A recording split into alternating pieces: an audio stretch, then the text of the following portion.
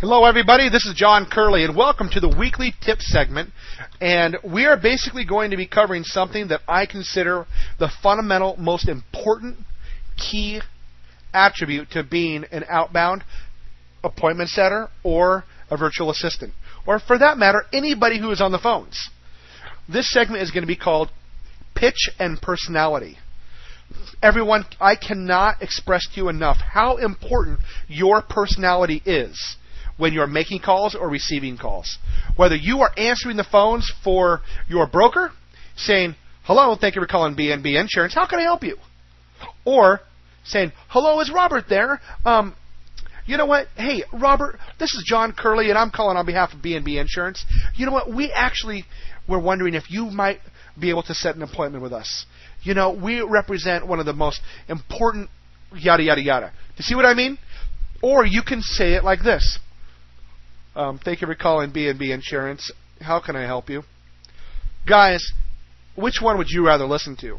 "Hello, thank you for calling B&B Insurance. This is John. How can I help you?" Or, "Thank you for calling B&B Insurance. How can I help you?" One sounds like you're excited about your job. One sounds like you just had the worst day of your life. You don't want to sound like you had the worst day of your life, or you don't want to sound like you're bored.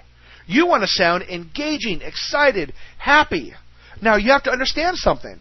Your personality is so important that it's your most important tool, aside from your mouth, that you can possibly have with what you're doing.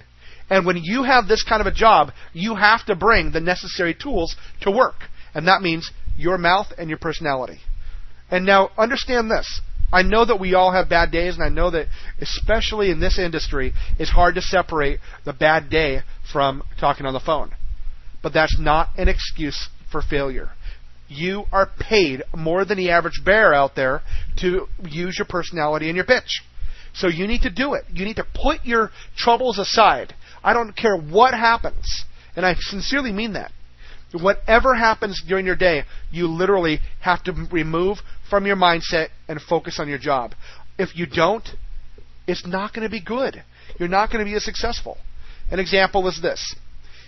If I have a bad day, I can either say, "Hello, Robert, this is John Kehrli, and I'm calling on behalf of B&B, and I was wondering if you might be able to set an appointment with us next week, maybe for 10 or 15 minutes. Would that be okay?" Bad. The customer is going to be thinking, "Wow, this guy really doesn't like his job, and quite frankly, why would I want to set an appointment with a guy who doesn't even care about his own job?" Or you can say, "Yeah, hello, Robert. This is John Kehrli. Hey, I'm with a company called B&B, and I was wondering if you might be able to put us maybe 10 or 15 minutes aside next week to meet up with us. I think we have a product that you would really be interested in." Okay, now I sound like I believe in my product. I put my worries aside, and we all have them, everyone. Everybody has stress in their life. But this is partially acting, which means taking on an alternate personality. If you are having a bad day, you need to act. You need to put on the personality of confidence, assurance, and joy. Whether you're having the worst day in the world or you're having the best day in the world, you have to bring your positive personality. Another thing that is very, very important is your pitch. Now, I got to tell you, pitch to me is probably my biggest pet peeve, because a lot of people like to keep their same tone. They bring their talking tone that they speak in normal life to the phone. And you cannot do that. You have got to have highs and lows. What that means is this, and I'll give you an example. In China, one of the biggest benefits that Chinese speakers bring is a pitch that is so awesome, I love it. And I'll give you an example. They teach Chinese at a young age, obviously when they're first born and obviously on up. But they teach it like this. If I'm going to say, hello there, we are all friends. I'm going to say, "Ni hao ma, wo men shi peng you." You will very rarely ever hear a melancholy or mellow speaking Chinese person. They typically either sound like they have the most awesome flow out there, almost like music, like "Ni hao ma, wo men shi peng you," or they sound like they're talking really high and fast. And that is good. We want to be high-pitched. We need to be high-pitched. If we are not going to bring the pitch, our personality is going to fail. You may feel joy, but you have to outwardly express that. And you express that through making sure your tone and your pitch is higher and your voice is louder, because your voice has a lot to do with your pitch. So you need to make sure that when you're talking with ups and downs.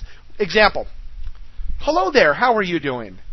Oh, I'm doing great, thank you. Hey, I have a question for you, Robert. You know, I represent a company called B&B, and I have to tell you, we are one of the best insurance brokerages out there. And I know you get a lot of calls. But I'm here to tell you, you know what? We can almost assuredly save you 20 to 30% off your bill. Okay, you see what I mean? The pitch, ups and downs, ups and downs, ups and downs. You don't want to speak all high, but you want to have the up and down. Just like in the Chinese language and other Asian languages, it's Ni hao ma, wo men she peng yo, like music. And when you're speaking English, you need to do the same thing. Make sure your pitch is like English. Like music, okay? I hope you understand that. And I'm excited for you to take this concept and put it into practice. And even speak this. This is very interesting. Ni hao ma, wo men she peng yo. Ni hao ma, wo men she peng yo. Okay? Up, down, up, down, up, down. It's great. You'll love it. So, ni hao ma means hello, how are you? Wo men she peng yo means we are all friends. So adopt the Chinese personality and pitch when you're speaking English, and you'll do very well. Anyway, this is John Kehrli saying thank you for listening to the new weekly tips, and put it into practice, and I think you'll do better. Thank you. Bye-bye.